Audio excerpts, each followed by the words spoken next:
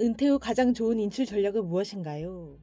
닉 매기울리, 금융 데이터 분석가, 2025년 6월 3일. 수십 년간의 노력과 저축 끝에 마침내 은퇴할 준비가 되었습니다. 이제 새로운 과제가 기다리고 있습니다. 어떻게 평생 지속 가능한 소득으로 전환할 수 있을까요?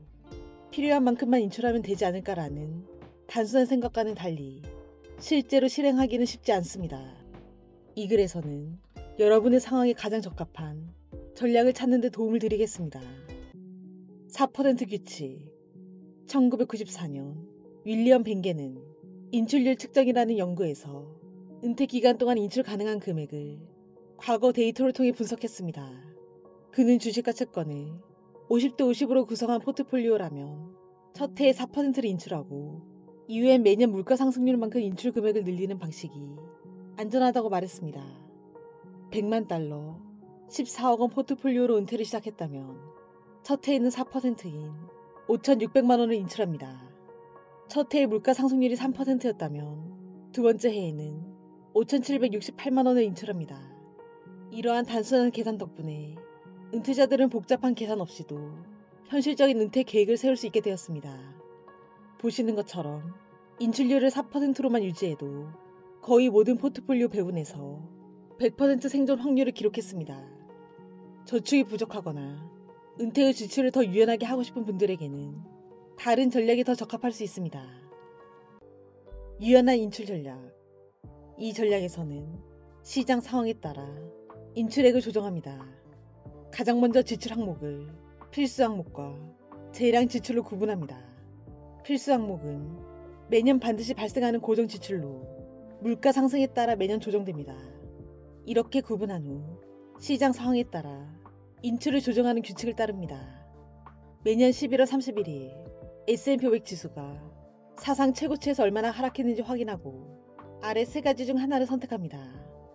S&P 500이 최고점에서 10% 이내로 하락, 다음에 재량 지출을 전액 사용. S&P 500이 최고점에서 10%에서 20% 하락, 다음에 재량 지출을 50%만 사용. S&P 500이 최고점에서 20% 이상 하락, 다음에 재량 지출 0%. 과거 데이터를 보면 재량 지출이 총 50%일 경우 연 5.5%의 인출률로 생활할 수 있었습니다. 가드레일 전략. 가드레일 전략은 사전에 정한 기준으로 포트폴리오 가치가 상단 또는 하단선을 넘었을 때 지출 금액을 조정하는 방식입니다. 예를 들어 100만 달러, 14억 원으로 은퇴를 시작하고 매년 4%, 5,600만 원을 인출하되 물가 상승은 반영하지 않는다고 가정해보겠습니다. 이때 다음과 같은 범위를 설정합니다. 상단 가드레일 18억 6,600만 원. 이때 5,600만 원은 전체 자산의 3%에 해당합니다. 하단 가드레일 11억 2천만 원. 이때 5,600만 원은 전체 자산의 5%에 해당합니다. 이 전략에 따르면 포트폴리오 가치가 이 범위에 있는 한 매년 같은 금액인 5,600만 원을 인출합니다. 하지만 자산이 상단 가드레일을 넘으면 인출액을 4%인 7,400만 원으로 늘릴 수 있고 하단 가드레일 아래로 떨어지면 4%인 4,400만 원으로 줄입니다. 이 전략의 가장 큰 장점은 시장 변화에 유연하게 대응하면서도 자금의 수명을 늘릴 수 있다는 것입니다. 시장 상황에 따라 조정하는 방식이 마음에 들지 않는다면 다음의 전략이 심리적 안정감을 줄 수 있습니다. 버킷 전략. 즉시 필요한 지출은 현금이나 단기 채권에 10년 이후 사용할 자금은 주식과 같은 성장 자산에 투자합니다.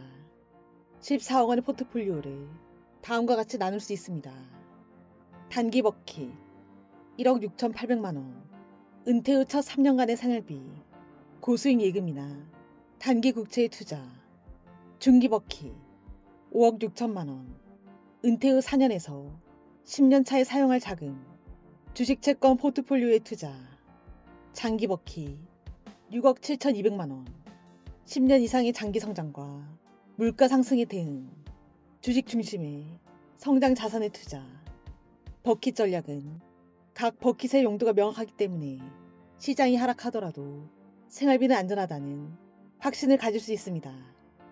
결국 은퇴 후 가장 중요한 것은 마음의 평화입니다. 대부분의 은퇴자들이 실제로 하는 일, 원금 절대 사용하지 않기, 은퇴 후 소득에 맞춰 지출하고 투자 원금에는 손대지 않는 방식입니다. 예를 들어 매달 연금으로 210만 원을 받고 투자 수익에서 추가 210만 원을 받는다면 월 생활비를 총 420만 원까지 지출합니다. 최근 보고서에 따르면 58%는 투자 수익보다 적게 인출, 26%는 수익만큼 인출, 단 14%만이 원금 일부를 인출합니다. 즉, 은퇴 인출 전략에 대해 매우 복잡한 논의를 많이 하지만 실제로는 대부분 사람들은 간단한 원칙 하나, 원금은 건드리지 말자로 행동하고 있었습니다. 은퇴 후 돈을 사용하는 방법은 사람마다 매우 다릅니다. 궁극적으로 모든 전략에는 장단점이 있기 때문에 여러 전략을 시도해보고 자신의 감정과 상황에 가장 잘 맞는 방식을 찾는 것이 중요할 것입니다. 더 자세한 내용은 더보기란에 있는 링크 주소를 참고해 주시길 바랍니다. 구독과 좋아요로 부유한 책방으로 입장하세요. 감사합니다.